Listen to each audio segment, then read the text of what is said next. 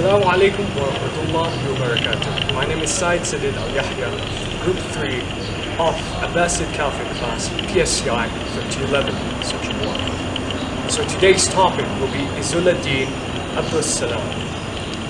He is a man of a famous mujtahid, also a theologian, a jurist, and a leading Shafi authority of this generation. His full name is Izzuddin Abdul Aziz ibn Abdus Salam ibn bin Qasim ibn al-Hasan al-Dimashqi, aka as the Sultan al-Ulama. He was born in Damascus in 577 al-Hijrah, or in the Gregorian calendar, 1181 AD.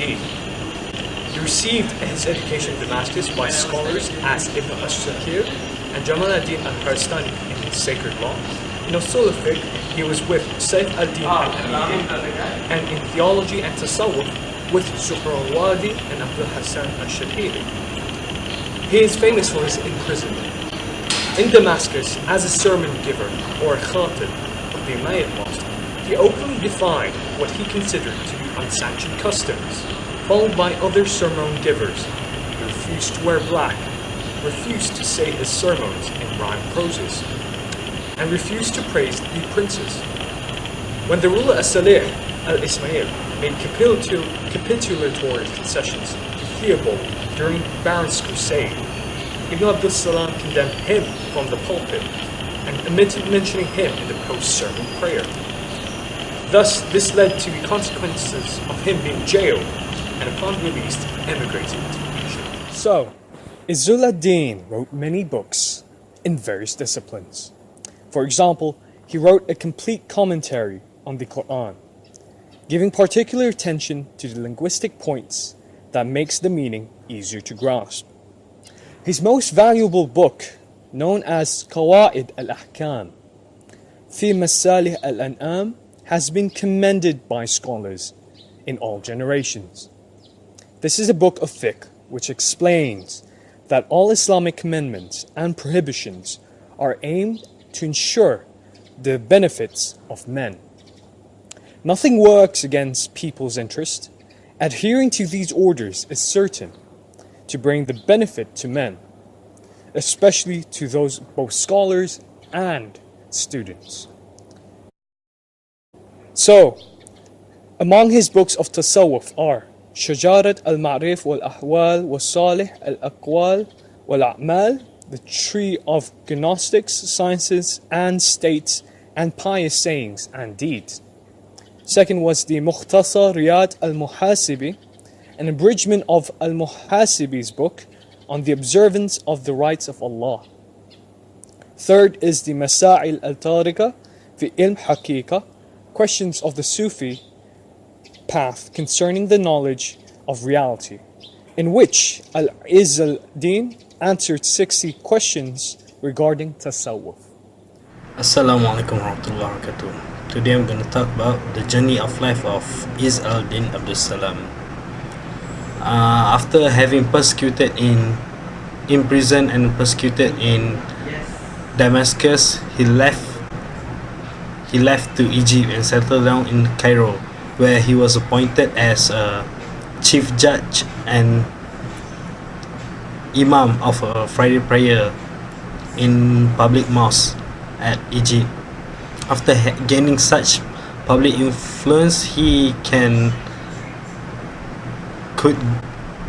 command the right and wrongdoing of the people of the Egypt with the force of law, and that's how he became famous in Egypt, although he was born in Damascus. Now we'll be focusing on Al-Maqasid al-Sharia, the comprehensive objective of Sharia by Al-Izzuddin Abdus Salam, in the words of Ibrahim al-Nakai, which died in 96 Hijriah, as verily the rulings of Allah have their own specific objective, which are reflected as benefit and wisdom upon the mankind. With the same understanding, classical jurist Al-Izzuddin bin Abdus Salam claims that the greatest of all of the objective of the Quran is to facilitate benefit or masalih, and the means that secure for them, and that the realization of benefit also included the prevention of harm. It could be comprehended from his word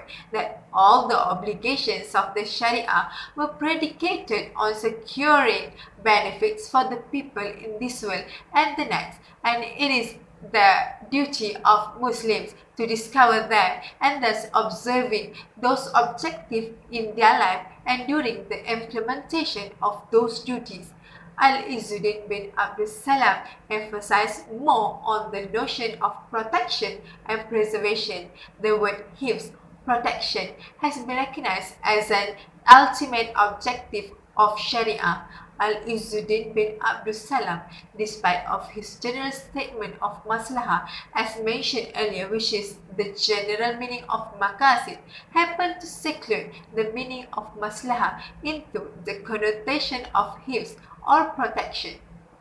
With such extensive a concept of maslahah, it could be interpreted as infusing a real substance into the external share of Islamic rulings and law.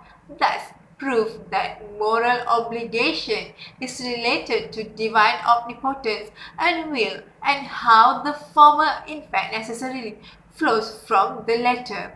With the proper understanding of such philosophy, the application of the true understanding of revelation could avoid the legal positivism approach, which acts according to the formulated law without responding to the moral consequences of it. Above all, the whole idea of maqasid implies a comprehensive implementation of justice in the community through the preservation and promotion of human well-being, which is the ultimate aim of a governance process. Maqasid, as a part of epistemological process in Islam, is becoming a foundation to define human well-being. Thus, the articulation of Islamic ethos that might be useful for governance, such as social equilibrium, justice, sustainable development, rule of law, efficiency, empowerment, etc., will be taken under the shade of this maqasidic based on human well-being consideration.